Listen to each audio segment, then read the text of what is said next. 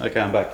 Hopefully this will be a clearer picture of what happens when you wrap spring wire around a square mandrel on the rebound.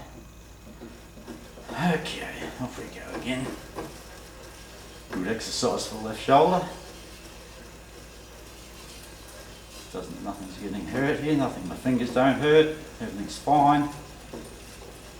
So we'll get to a point, and you go as long as you like actually, but we'll get to a point and we have a nice square spring basically, but because spring wire expands after it's formed, hopefully you can see this, as we rewind it to release the tension, we end up with what they call a prismatic spring.